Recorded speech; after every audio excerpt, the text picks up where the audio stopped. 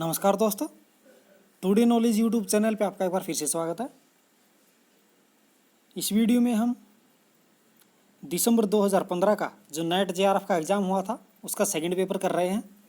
इसकी first 25 question हम कर चुके हैं, 26 से स्टार्ट करेंगे। लेकिन उससे पहले जो साथी हमारे इस चैनल से नए जुड़े हैं उनसे रिक्वेस्ट है कि प्लीज़ चैनल को सब्सक्राइब अवश्य कर लें और बेल आइकन को दबा लें ताकि जब भी हम कोई नया वीडियो अपलोड करें तो उसका आपको नोटिफिकेशन मिले। तो चलिए स्टार्ट करते हैं आज के क्वेश्चंस। निम्नलिखित में से कौन सा देश विश्व में गेहूं की सबसे अधिक पैदावार के लिए जाना जाता है? फ्रांस। निम्नलिखित में से विश्व में कौन सा क्षेत्र मूल रूप से कृषि पर निर्भर नहीं है? उत्तर पूर्वी यूएसए।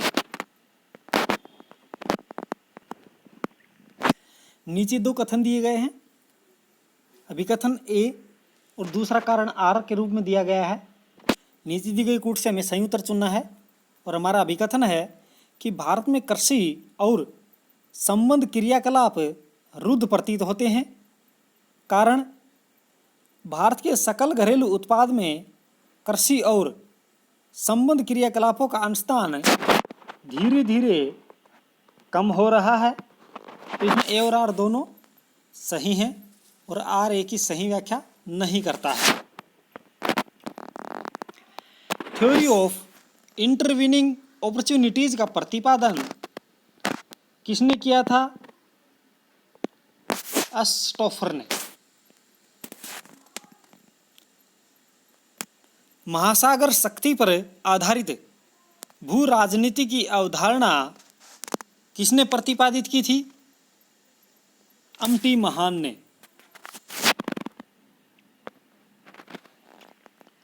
सूची 1 को सूची 2 के साथ सुमेलित करना है और नीचे दिए गए कूट से हमें सही उत्तर चुनना है। एक तरफ जनजाति दी गई है, एक तरफ उनके आश्रय स्थान है।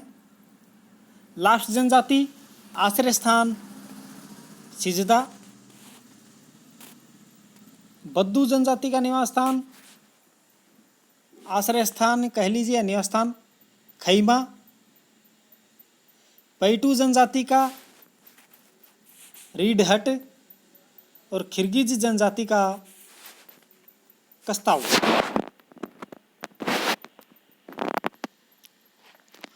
सांस्कृतिक उद्गम की अवधारणा किसने दी थी?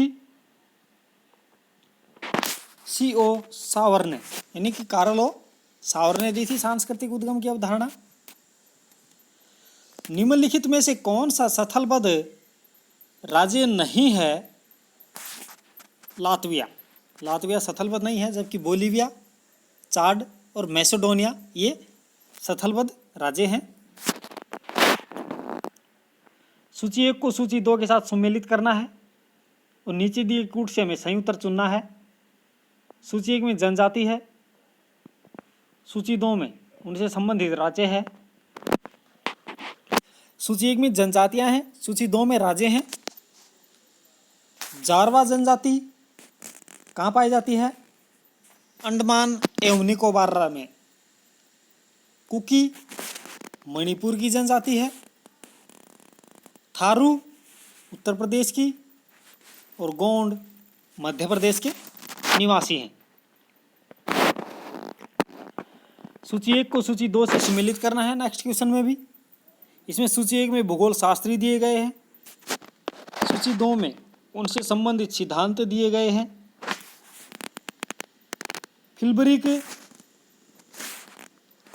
सिद्धांत उनका areal functional organization. Christaller central place theory का प्रतिपादन किया था। लॉस्ट ने इकोनॉमिक लैंडस्केप का और स्मिथ ने इंडस्ट्रियल लोकेशन का।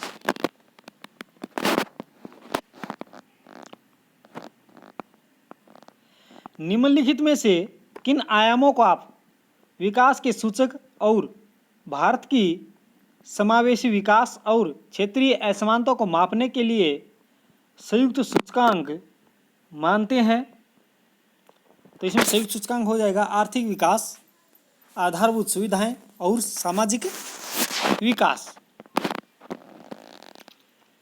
एनएसडीपी प्रति व्यक्ति के अनुसार 2013-14 में निम्नलिखित राज्यों के समूह में वर्तमान में प्रथम 5 सबसे गरीब राज्य कौन से हैं? तो इनमें 5 सबसे जो गरीब राज्य थे 2013-14 में वो थे बिहार, उत्तर प्रदेश, मणिपुर, असम और झारखंड। निम्नलिखित भारत के राज्यों के समूह में से किसने 2005 से 2014 के दौरान सबसे कम विकास दर दर्ज की है? तो वो थे असम, मणिपुर, जम्मू व कश्मीर, अरुणाचल प्रदेश और उड़ीसा। निम्नलिखित में से किन राज्यों का सकल घरेलू उत्पाद 2013-14 में क्षेत्रफल से अधिक लेकिन जनसंख्या के अंश से कम है? उत्तर प्रदेश का, बिहार का और पश्चिम बंगाल का। निम्नलिखित में से कौन भारत के संबंध में सही नहीं है? लाल मृदा में लोह प्रचुर मात्रा में पाया जाता है, ये भी बिल्कुल सही है।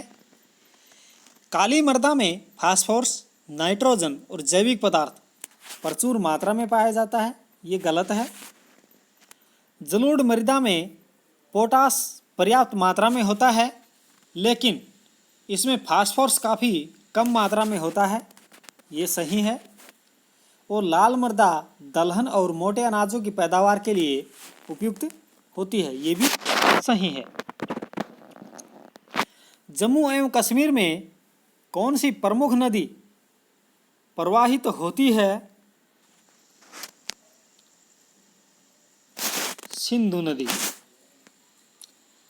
भारत में निम्नलिखित में से किस राज्य में सबसे अधिक आप्रवासन होता है? महाराष्ट्र में। भारत के निम्नलिखित किस राज्य में सबसे अधिक गेहूं का उत्पादन होता है? उत्तर प्रदेश में। और प्रति हेक्टेयर किस में होता है? प्रति हेक्टेयर उत्पादन सबसे अधिक पंजाब में है, जबकि वैसे सबसे अधिक गेहूं का उत्पादन उत्तर प्रदेश करता है। निम्नलिखित में से कौन सा दर्रा अरुणाचल प्रदेश को तिब्बत से जोड़ता है? बोमडीला दर्रा। किस वर्ष जम्मू एवं कश्मीर क्षेत्र में मुजफ्फराबाद के समीप एक बड़ा भूकंप आया था? 2005 में।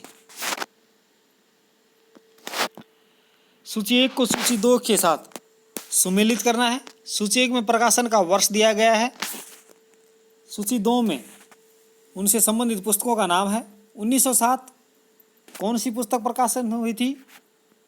The pulse of Asia, Huntington की पुस्तक है ये। 1911 में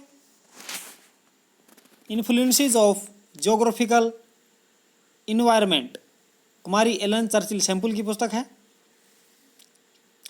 1973 में conflict, power and politics in the city, और 1903 में American history and its geographical conditions. सूची 1 को सूची 2 के साथ सुमेलित करना है। सूची 1 में स्थानिक प्रतिरूप, सूची 2 में उनसे संबंधित आयरन स्टैटिक्स दिया गया है। परफेक्ट यूनिफॉर्म, इसका आयरन स्टैटिक्स हो जाएगा 2.14। Tending to cluster 0.60, tending to random 1.20 Rn statistics हो जाएगा इसका, और परफेक्ट क्लस्टर का 0 आयरन स्टैटिक्स हो जाएगा। दिए गए वितरण की सार्थकता के कम अंश को चित्रित करने के लिए निम्नलिखित में से कौन सा कूट सही है? तो इसमें बी और सी ये दोनों ही सही हैं। ऑप्शन देखते हैं इसमें बी और सी का कौन सा है, यानी कि ऑप्शन नंबर 4 इसमें बिल्कुल राइट हो जाएगा। निम्नलिखित उपग्रह सीरीज में किसके पास सबसे पुराना दूर संवेदी प्रोग्राम है? लैंडसेट सीरीज के पास। और निम्नलिखित दूर संवेदी सेंसरों में से कौन सा वनस्पति आच्छादन में भेदन करता है? Thermal sensor. तो दोस्तों ये थे शेष बचे हुए क्वेश्चन। यदि वीडियो अच्छा लगे तो लाइक और शेयर भी अवश्य करें और अपने दोस्तों को भी हमारे YouTube चैनल से जोड़ें। तो फिलहाल इस वीडियो में इतना ही। धन्यवाद।